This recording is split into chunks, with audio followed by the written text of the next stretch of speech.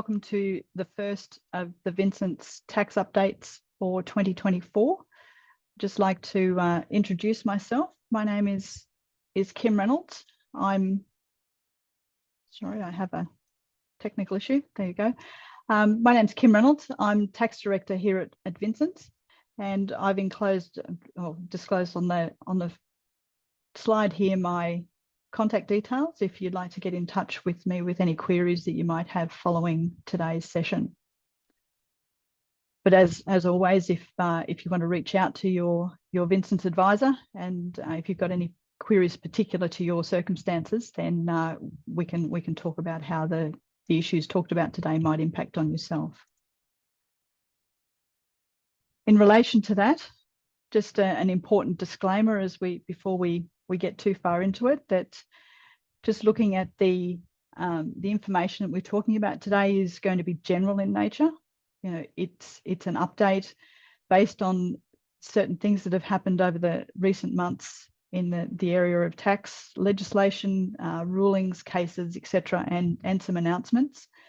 It is general in nature and may be somewhat relevant to your circumstances. However, the application of this information does need to be considered in relation to your specific facts and circumstances. So please, you know, like I said, feel free to reach out to your advisor and or also myself, and we can help guide you through as to how these issues might specifically impact on you. So before we start, I'd like to first acknowledge the traditional owners of the land on which we meet today, which for me is the land of the Yugara and Turrbal people, and also pay our respects to elders past and present. I'd like to extend that respect to Aboriginal and Torres Strait Islander peoples that are here today. So what are we going to be talking about today? As it's the start of the year, I thought we'd start by looking at what the year ahead has to offer. There was a recent speech by the Commissioner of Taxation to the National Press Club, which outlined what the ATO is looking to do over the next few years, and I thought we'd touch on some of that. Also talk about the tax rate changes and some things to consider in relation to those. I think we've all heard quite a lot about the tax rate changes in recent months, but you know, there are some important considerations that we need to keep in mind with those changes coming up. There hasn't been a lot of legislative change in recent months because Parliament hasn't been sitting over the Christmas summer break. There have been a number of cases, AAT decisions, and some ruling updates that have come through that I will touch on and found interesting, and some of them are just reminders of where the ATO focus might be and things that we can sometimes, I guess, gloss over. We need to pay attention to some of the I guess those basic details that can sometimes slip under the radar. A bit of a reminder too that FBT year is about to finish off on the 31st of March and a new year to start. So as everybody's getting ready to put together their year-end FBT information, but also look at what systems and processes might need to change for the new year. And just a reminder of some of the things that the ATO has in its sights, and some of the changes and updates that have happened that you might need to just keep in mind.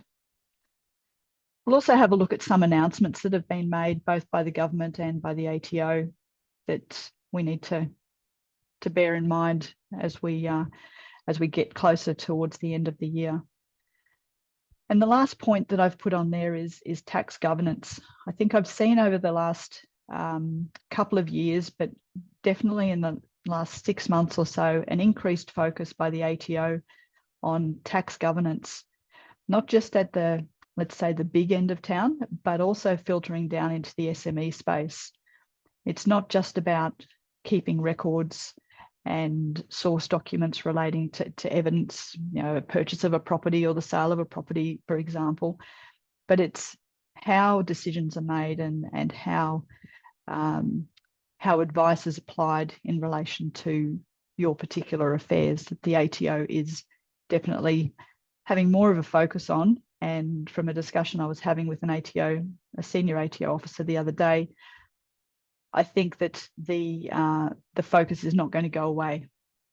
It will be here for many years to come. So, and one of those reasons I'll touch on when I talk about the Commissioner's speech to the National Press Club. So the year ahead, I think from a tax perspective, we've always got the budget that happens in May, and we've got an election next year, some say later this year. So we can expect that there'll be a number of things that will be on the agenda politically over the next 12 months, whether government has an appetite for the tax reform that I think is needed to fundamentally change some areas of our tax system. I'm not sure that will necessarily happen. It might be just a little chipping away at certain things. But as I said, in the context of an election sometime in the next 12, 18 months.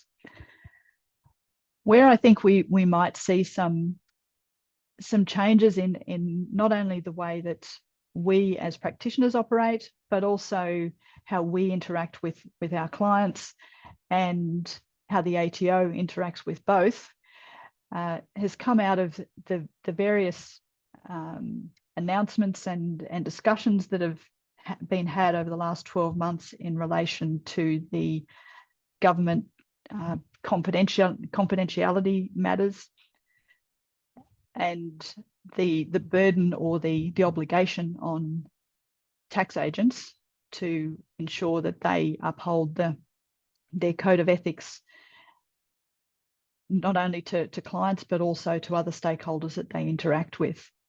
As a result of that, there have been a number of changes to essentially what's being referred to as the tax practitioner framework.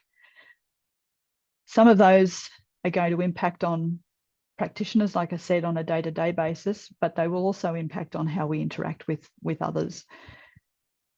Some changes that have been introduced are a reduction in the registration period for tax agents. We've currently got a 3-year registration period, but that's going to be reduced down to an annual registration cycle. And it's really just, I guess, to ensure that tax agents are held more accountable to what their qualifications are and the assertions, I guess, they're making when they're making their registrations, or renewing their registrations, that they can ensure that they're keeping on top of what their obligations are. And so can the Tax Practitioners Board keep on top of those. One significant change that's being introduced is a prohibition for disqualified entities that provide tax agent services on behalf of or through a registered tax agent. So there is a list of disqualified entities that we as tax agents are going to be prohibited from engaging with. There are some circumstances where we may be able to apply to the Tax Practitioners Board and request that there's an exemption applied, depending on the circumstances, but it is an application that needs to be made to the TPB, not something that we can self-assess. An example of that might be an undischarged bankrupt that might want to work for Vincent's, for example. Then we need to go through a process of understanding and checking off to see whether anyone that we engage with falls into this list of disqualified entities. And if they do, then we can't engage that service, or we need to talk to the TPB and get an exemption. There's also being introduced a requirement for registered tax agents to report significant breaches of the Code of Professional Conduct. And those breaches can be made by either themselves or by registered tax agents, or by other registered tax agents. So there's quite a bit of an obligation on the tax agents themselves to not engage with individuals or entities that might be disqualified, but also reporting what might be perceived as unethical behaviour. The Tax Practitioner Board, for those that are tax agents that are on the webinar today, the Tax Practitioner Board has released a couple of publications that actually outline what is required, I guess, from a practical perspective and the things that we as tax agents need to do. It's definitely worth a read and should be part of any onboarding process that you're undertaking with new staff or suppliers.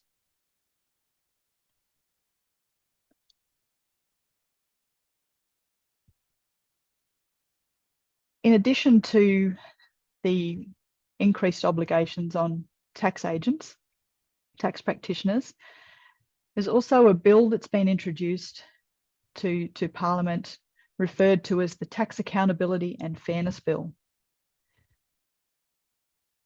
The intention of this bill is to reform the promoter penalty regime that's contained in the Tax Administration Act, so that regime has been with us for quite a number of years now.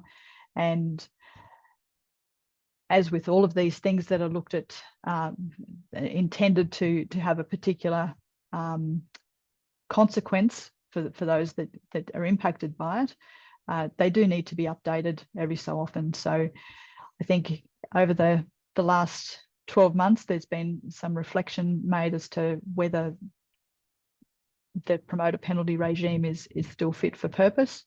And so reforming some of that regime is part of this bill.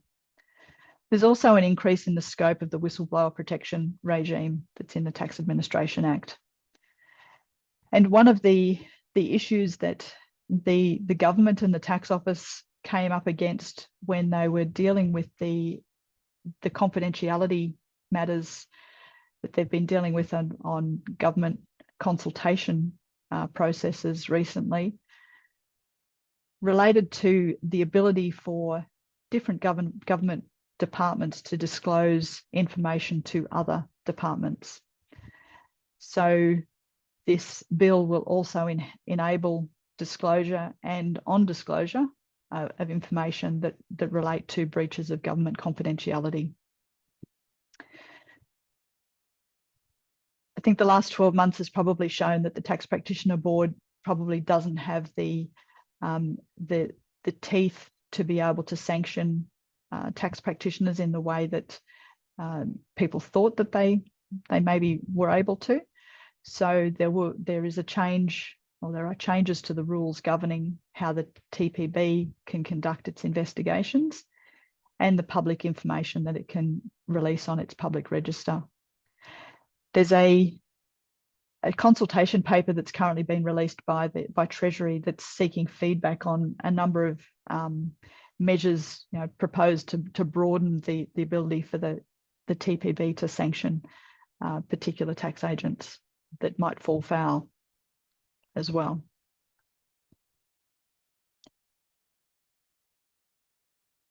Now, as I mentioned at the start, the Commissioner of Taxation made a speech to the National Press Club recently.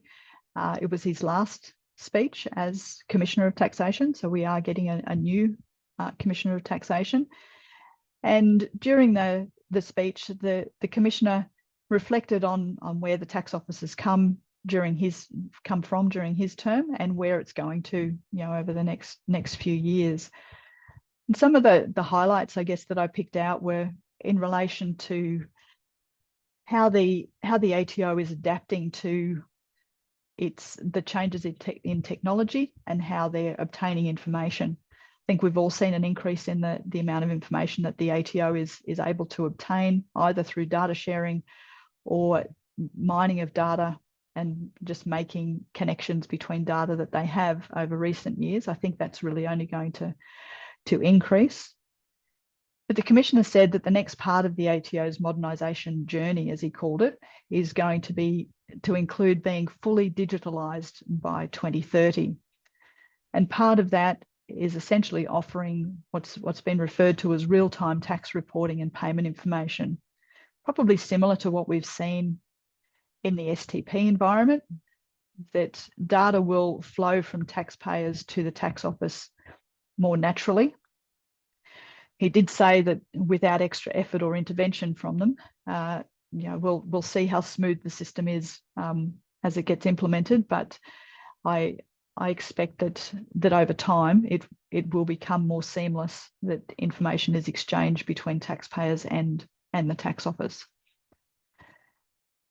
He also pointed out that the number of small businesses that has increased significantly since 2013. So between 2013 and 2022, there was an increase in small businesses from 2.5 million to about 4.6 million.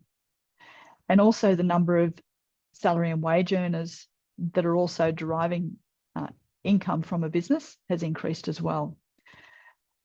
So that to me means that there's going to be an increased focus on small businesses and how they do things, and the sorts of transactions that they embark on, and how they manage their tax risks, essentially. So I think we'll see a lot more focus on review activity in the SME sector in the coming years, which is probably not something that any of us are really going to enjoy, but it's I think it's just going to be a fact, and we'll need to manage that into the future.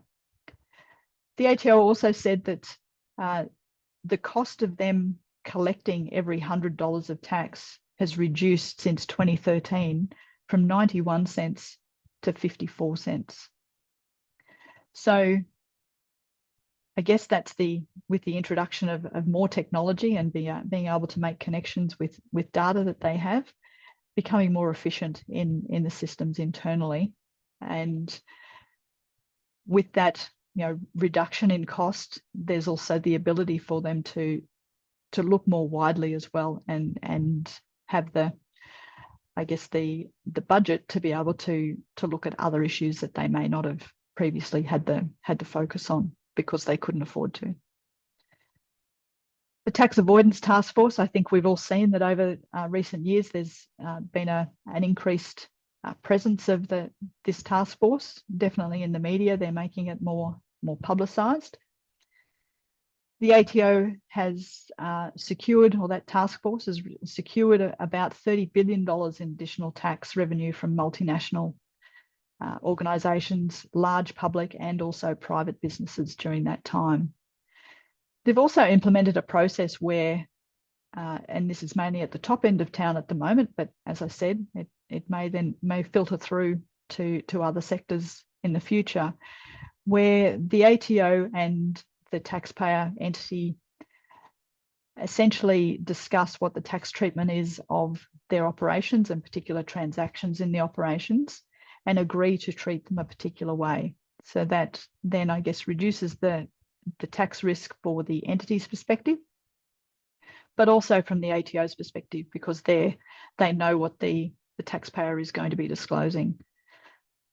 As I said before, as we embark on more of a real-time tax reporting and payment information, and things will filter, things become easier to apply, I guess, to the SME sector, I think we'll see an increase in some of those types of treatments and approaches being adopted in the SME sector. And another item that was highlighted was the illegal early access to self-managed super fund accounts. There's been an increase in the number of superannuation self-managed super funds over the last 10 years or so. In 2020, the ATO saw that about $380 million was illegally accessed from self-managed funds, and in 2021, 255 million was illegally accessed. Now, the ATO does have a focus on that. I regularly see lists that are issued by the tax office of trustees that have been disqualified from acting in a trustee capacity as a result of not dealing with their self-managed super funds properly. So I think that we will continue to see an increased focus on that side of things.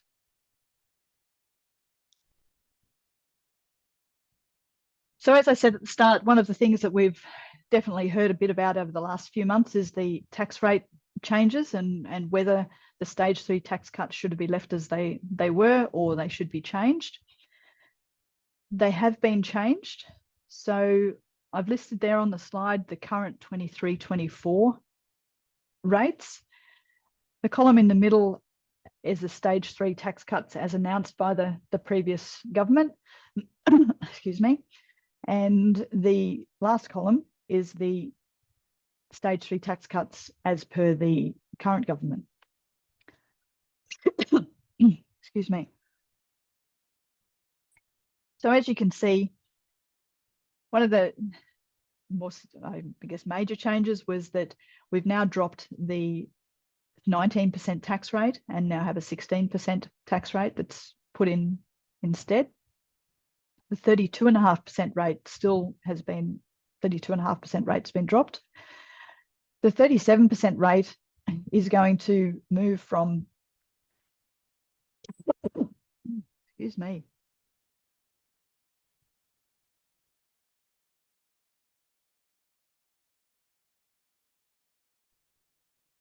The 37% rate will be between the rate, the bands of $35,000 and $190,000. And the top marginal rate of 45% will kick in at $190,000 rather than the current $180,000. So that's going to mean that essentially all individual taxpayers will get some sort of a tax cut. It's a matter of how much it's going to be and how it will impact on their affairs.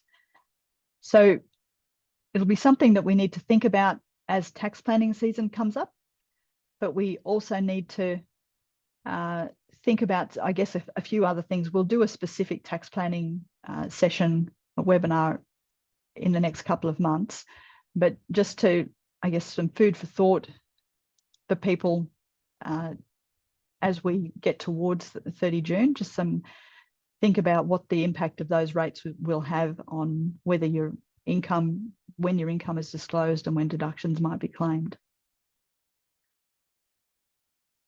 Another area in relation to preparing for 30 June that I think needs to be given some consideration now is, as we all know, interest rates have gone up quite a bit over the last 12 months. And that also means that Division 7A benchmark interest rate has also increased. So in the 2023 year, the benchmark interest rate was 4.77%. But this year, for the 24 year, there's an increase to 8.27%. So that's going to have a significant impact on the minimum yearly repayments that are required for Division 7A. So I've set out a bit of a comparison table here, and just to pick out one example, if there's a loan amount of $500,000, if the rate was 4.77%, the minimum yearly repayment would have been about $85,500. But in 2024, with the interest rate of being 8.27%, the minimum yearly repayment increases to about $97,000. So thought needs to be given to as to how that's going to be funded, whether it's funded by cash or whether there are sufficient dividends or retained earnings available to be able to make the repayments via dividends, as some taxpayers do.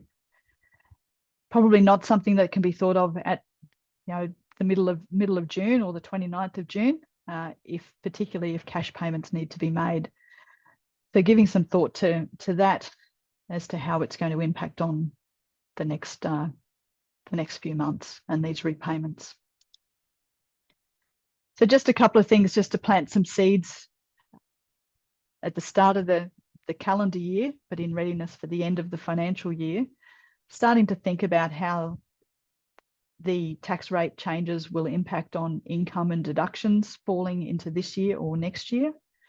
For example, if you're a taxpayer that makes significant donations to deductible gift recipients each year, and I've got a couple of clients that like to do it on the 1st of July each year. So bringing those forward into this financial year might be more beneficial because the deduction might be more favourable in the 24 year than the 25 year, more cost effective. The other thing that needs thinking about is salary packaging arrangements. We're about to end the current FBT year. with the change in tax rates, there will be an impact on salary packaging arrangements, particularly for FBT rebatable employers. So revisiting what those salary packaging arrangements look like, both from an employer perspective, but also particularly from the employee perspective, to see that they're still as effective as might have originally been thought. And as I said, Division 7A, with the interest rate going up, there are higher repayments that will need to be managed. So just a case update. We had a recent AAT decision that was issued in relation to a taxpayer that remained a tax resident, was deemed to remain a tax resident during their entire international posting to the UAE. So this individual was working for a company in Perth and started working in Dubai, I think it was September 2015. Originally, his wife went with him, but then came back and spends most of her time here in Australia. Have one child during the period. They had one child that was at high school and two others that were at university. Maintained a family home here, also had a couple of rental properties, had some motor vehicles, and maintained an Australian driver's license and also private health insurance here, even though his employer did provide health insurance while in Dubai, while he was there. The AAT looked at both the ordinary concepts and domicile tests in respect of deciding whether this person was a resident or not.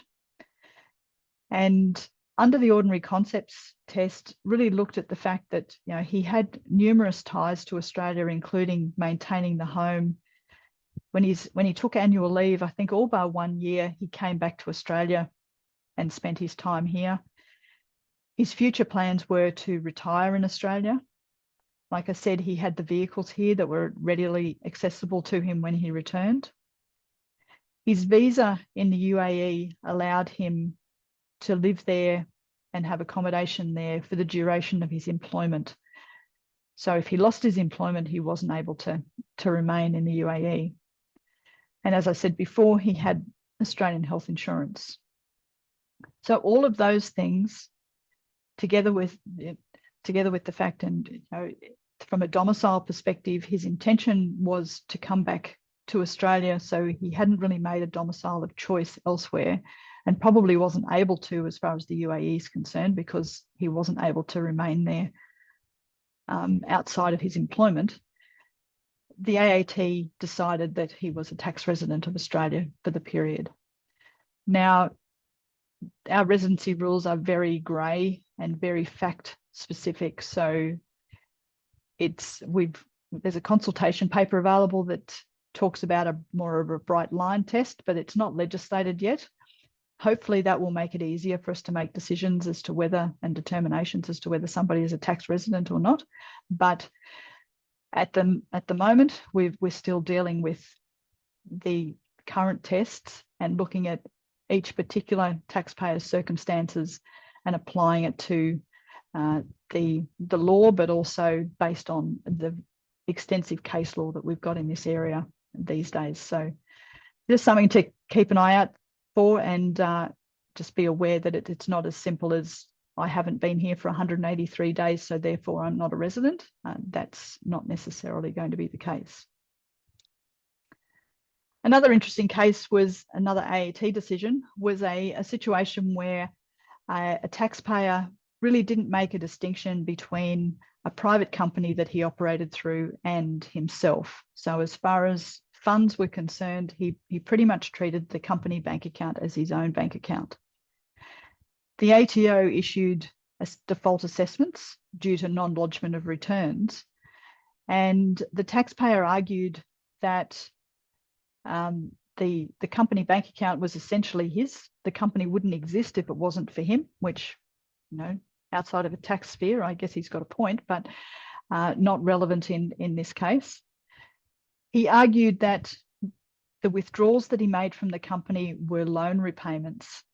However, the withdrawals that were made from the company were in excess of the deposits that were made, so there was no real indication that there was a a loan there. The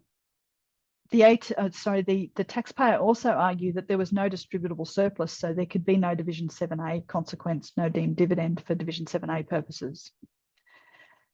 The AAT didn't really discuss the Division 7A issues, and the reason for that they gave was because that the record keeping was deemed to be chaotic. There was no record of a loan. There was going to be no way that the taxpayer was going to be able to prove that there was no distributable surplus based on the records that they'd kept. So the AAT agreed that the amounts that were assessed by the tax office were assessable. So essentially that was the withdrawals that were made from the company. Another interesting point in this case that is not there on the slide was that the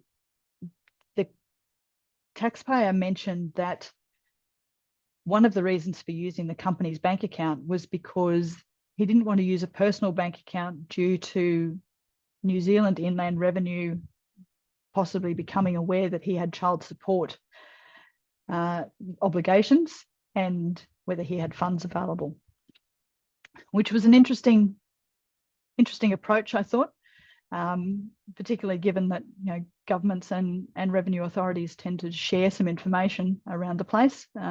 Yeah, I'm not quite sure what he was going to achieve by disclosing that. The AAT agreed that with the Commissioner that that the penalty was a 75% penalty for the 2015 to 17 income years, and there was also a 20% uplift for the 2016 and 17 years. So not a pleasant experience for the taxpayer. And just another reminder that record keeping is important to be able to prove a point if you have the tax office asking you a question. As far as rulings are concerned, the first ruling that was issued this year was in relation to composite items and really provides guidance from the tax office in how to identify depreciating assets for capital allowance purposes, particularly where the asset might be part of a larger asset. So there's a number of principles that are outlined in the ruling that allow us to look at particular types of assets and components of assets to determine whether they have a separate function or they are dependent upon the other components that they're mixed with.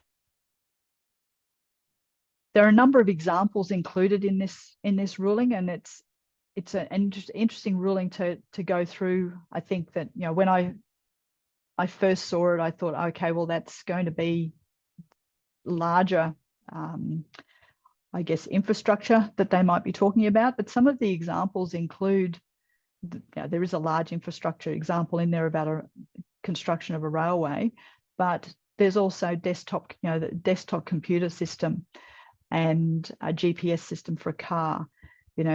How do we determine whether it's just one amount or one asset or multiple assets that go into those? So it's definitely worthwhile having a look at that ruling to get an understanding, particularly as I guess assets are becoming more complex in how they operate and what they're dependent upon.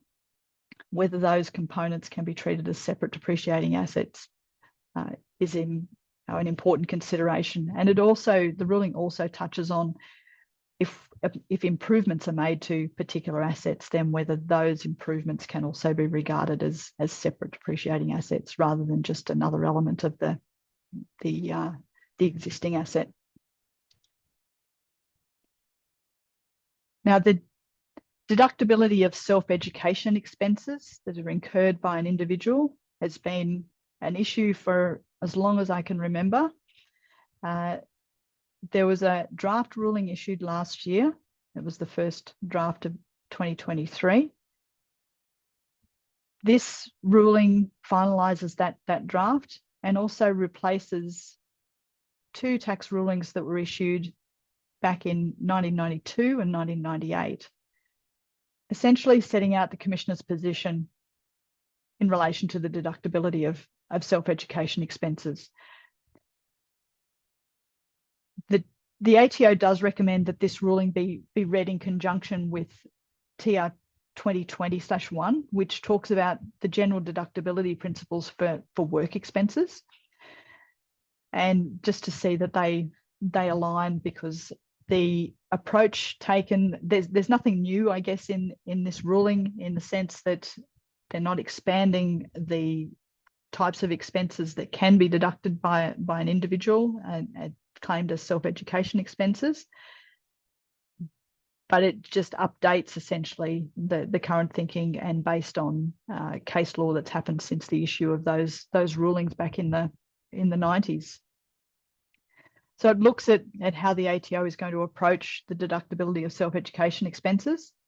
For example, if the employee obtains employment while they're undertaking a particular course, or if you're undertaking a course that relates to your promotion with your current employer, or if that course is somewhat aligned with what you're doing, but it might allow you to expand what it is that you're doing in your role, then whether that is counted as a deductible self-education expense. Also looks at situations where course fees are paid, so through HECS or HELP, and looking at private components where you might be going to work conferences, and how you might apportion particular expenses. So again, for individuals that are looking at self-education or embarking on additional qualifications, then this ruling is something definitely to keep in mind. Not so much a ruling, but a practical compliance guideline issued from the tax office. We've seen a significant increase in the number of electric vehicles on the road in recent years.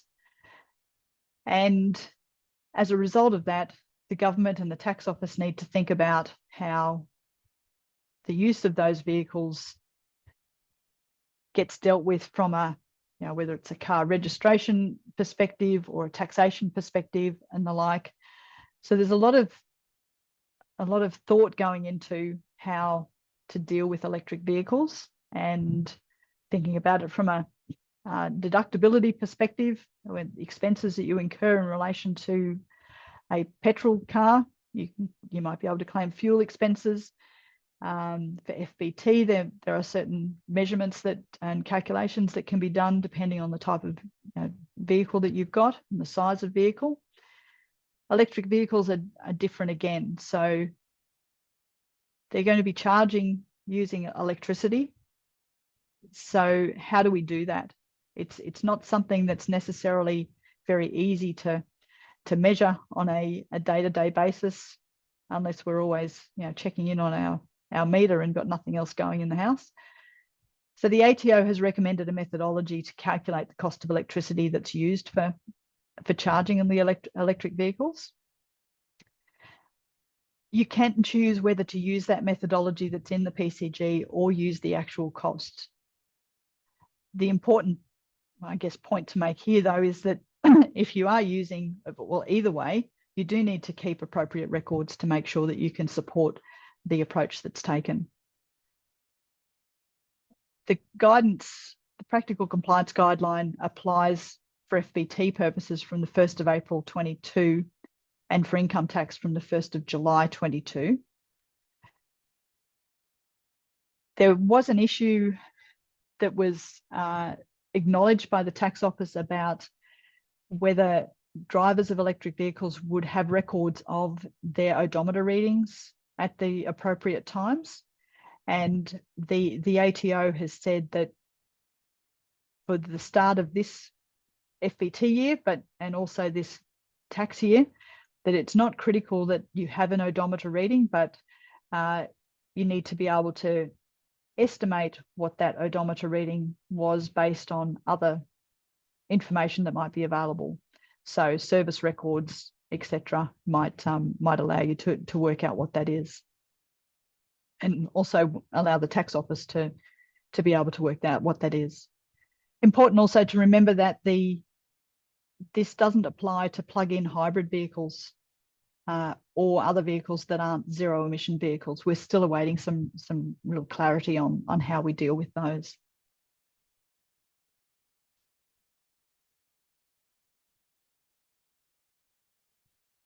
So on a regular basis, the ATO issue private binding rulings. So they're where a taxpayer might have a query on how to appropriately treat a transaction or how the law might apply to a particular transaction. And the tax office provides a response as to what their view is at that particular point in time.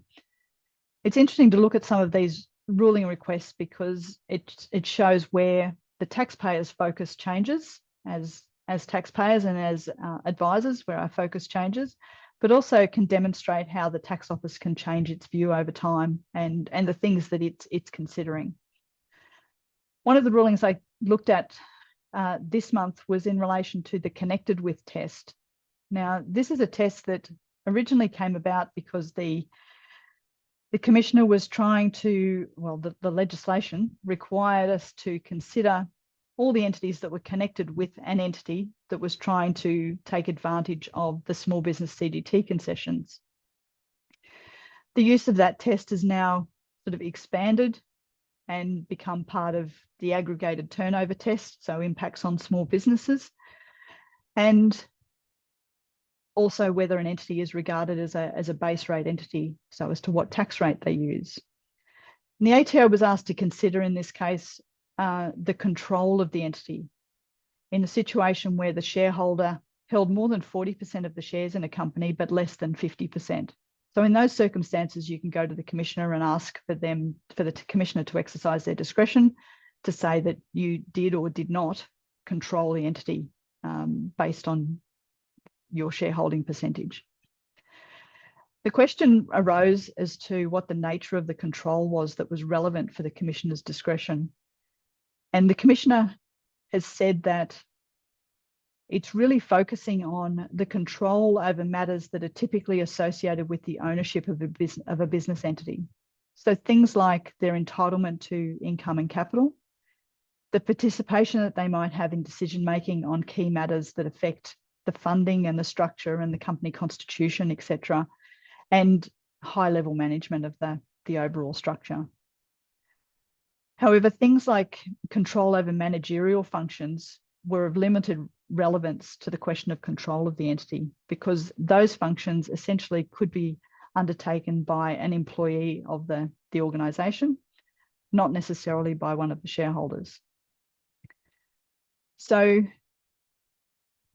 I guess when I look at this control test, it's a matter of understanding in what context you're using it.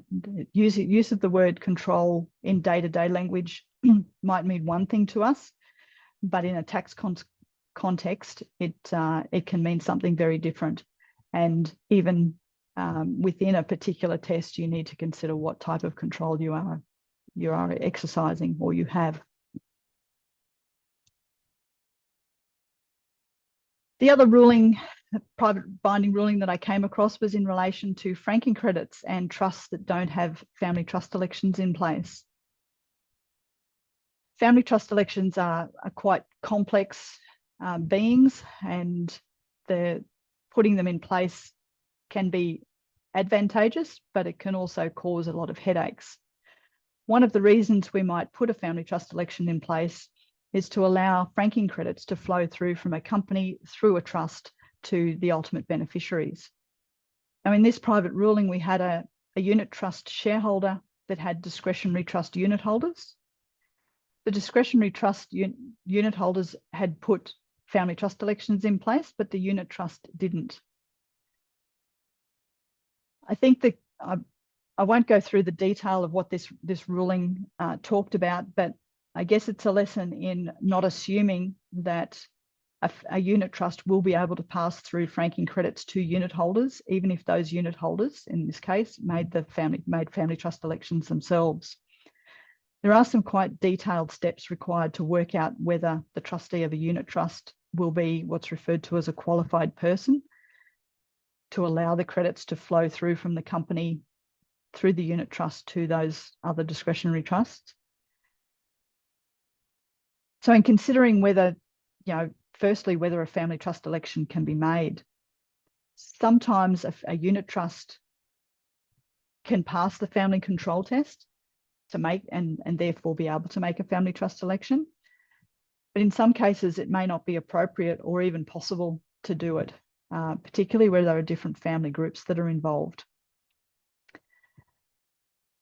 Interestingly, this private ruling did refer to a practical compliance guideline that was issued back in 2016 that talks about whether a trust is a fixed trust for trust loss purposes. That PCG didn't refer to whether it was a fixed trust to enable, or there was any reference to enabling access to franking credits. But the ATO have appeared to refer to this when they've considered this particular ruling. So if you are looking at distributing franking credits through structures and trust structures particularly, ensuring that you consider the family trust elections and the ability to flow those franking credits through all levels is important. This one actually got knocked back because the unit trust hadn't made a family trust election, and I don't think could make one from memory. Just quickly, as I mentioned, we've got the end of the FBT year coming up very shortly in a couple of weeks. There is an increased focus from the ATO to ensure that employers are aware of their obligations in relation to FBT. I know there's a lot of employers that don't like it. It's a messy tax, it's complicated, and the ATO is aware of that, but it's still there as the legislation, and until somebody's prepared to make the changes, it's the one we've got to live with, unfortunately. As to what's attracting the ATO's attention at the moment, the use of motor vehicles continues to be on the ATO's radar. The use of vehicles for private use, but also the maintenance of logbooks. They need to be kept contemporaneously. The ATO does have other means of determining whether a vehicle has travelled the kilometres that might be written in a logbook, or the apportionment is correct per the logbook. I've seen situations where the ATO officers have given us copies of Google Maps to say that you said you went from A to B and this is the way that you went, but I can see from Google Maps that you couldn't have done it that way because of this particular issue, or you could have gone a more direct route. What did you go over here for rather than go directly from A to B? Those sorts of questions. So yeah, it's a little bit big brotherish, but it's something to be aware of, making sure that individuals that are using vehicles that are provided as fringe benefits, that the appropriate records are kept and kept contemporaneously. The other thing is in relation to employee contributions. The ATO regularly sees these reported in the FBT return, but then they don't make it into the tax return, or they're reported at the incorrect reporting label in the return. And on top of that, the calculation of the employee contribution is incorrect. It's been applied incorrectly. So looking at if you are cashing out essentially the benefits that are provided to employees during the year, then making sure that you're reporting them correctly and calculating that contribution in the right way. And then there's the reportable fringe benefits. I sometimes think these get missed from income statements because of the misalignment between the FBT and the tax years. But the ATO does notice and can determine where amounts have not been included or have been incorrectly reported by the taxpayer. Record keeping and substantiation continue to be a big focus as far as the ATO is concerned. So making sure that the records, the declarations, the elections are all up to date and accurate will be a big help in the event of a review by the ATO in respect to FBT. Now, as far as announcements are concerned, I think in the last couple of weeks, the government announced that from the 1st of July 2025, it will pay superannuation on government-funded paid parental leave that will be administered by the ATO. The measure's not yet law, so we need to just watch this space, but the announcement has been made. And I think we all heard in recent months about the ATO revisiting old debts and pursuing taxpayers for debts that in some cases the taxpayer wasn't aware that they had. And due to the feedback from the community and I guess the media coverage that these requests or pursuits were garnering, then the ATO have issued a statement saying that at this stage they won't be taking any further action to recover or offset tax debts that were placed on hold prior to 2017. So sometimes we see that if the tax office deems that the amount is not economical to pursue, they put pause on that, chasing that debt. But if in the future something happens, there's they see that there's some income flowing through, etc., for the taxpayer, then the ATO may then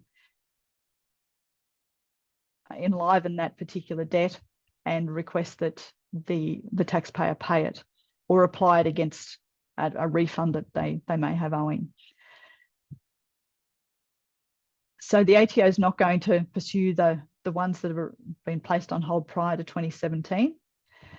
It is going to undertake a review and development of, in their words, a pragmatic and sensible way forward that takes into account the concerns raised by the community. My personal view is that I think as soon as the term robo-debt was raised, the tax office backed off quite quickly because they didn't want something like that to happen again. So it's a bit of a watch this space as to what that pragmatic and sensible way forward will be, but just, I guess, keeping an eye on any surprise tax debts that might pop up for taxpayers is worthwhile. Data matching programs. We've seen a regular occurrence of data matching programs over the years, and this year's no different. For the 24 to 26 year, 2 data matching programs have been announced in relation to the collection of rental bond data, again to ensure that if there are landlords renting properties that aren't disclosing the income, then this rental bond data will assist the tax office in matching information. And also novated leases. Situations, for example, where individuals might be claiming deductions for motor vehicles when they may not be entitled to, if it's a novated lease, or whether there are FBT obligations in there that need to be managed. So my understanding of the novated lease one is it's going to be more of a reminder or education process as to how you might have missed this or were you aware, but that usually means that at some point in the future we will see some more serious audit activity in relation to those. Now, the last thing that I just wanted to touch on just before we close is tax governance. As I mentioned at the start, the ATO has a ongoing focus of tax governance. Originally, I guess it came at the larger organisations, multinationals and large public companies. But increasingly with the top 5,000 reviews that have been happening in recent years, which is not actually 5,000 anymore, I think it's about 7,500 or 8,000 entities that are roped into that. But they're looking for and increasingly asking questions around the design of a tax governance framework. So what are the key roles and responsibilities of the individuals that are involved in determining what the tax approach is? What's the tax compliance process that's involved, and whether external advice is sought in relation to particular matters? Also looking at whether there are certain tax risks that, you know, there might have been flagged to the community via taxpayer alerts or practical compliance guidelines, and how those risks are being managed within particular taxpayer organisations. New and significant transactions. I always find this one an interesting one because the ATO is looking to understand significant or new transactions within a business, obviously relative in size to the business, and what the ordinary business activities or specific industry issues might be. I think as tax advisors, we've always had a challenge over the years of dealing with the tax office on some transactions because they don't understand how a business operates, or they're not commercial, is a comment that's made regularly. I think this is one of those, be careful what you wish for, because I think the tax office is moving towards getting a much more thorough understanding of what businesses do day to day and the types of transactions they're getting involved in. So in understanding that, they will then be able to apply the law in a lot more of in a commercial way, but it'll be a lot more accurately applied to the particular circumstances, I guess, than may have been in the past. And the other one that the tax office looks out for is tax reconciliation items. So where there's a difference between tax and accounting. An example that's easily explained, I guess, is the temporary full expensing that we've had in recent years, but there might be other variances that occur year on year that the tax office will want an understanding as to why those variances have occurred. Now, the principles that they really look for are accountable management and oversight, recognising what the tax risks are, but we seek advice when we need to, and whether that might be dealing with, you know, your advisor, or dealing with the tax office directly through a private binding ruling application to understand what the treatment should be, or how the law applies to a particular transaction. Looking for the integrity in reporting, including timely lodgement and payment of obligations. We're seeing more and more of an impact, or pushback of the tax office in relation to lodgement deadlines, and also making sure that taxpayers are actually making payments in relation to tax debts. And I guess the overarching theme in relation to all of this at the moment is, you know, the ethical and responsible behaviour of tax agents, taxpayers, the tax office, everybody that works in the system. So that's essentially what the ATO is looking for. So if we are asking you as the client more questions to understand how things are done, this is where it's coming from, because we're seeing more and more questions popping up from the tax office, and we need to be able to understand and explain some of those approaches when dealing with the ATO, or help you develop particular governance systems to allow an easier process, an explanation in the event of a review with the ATO.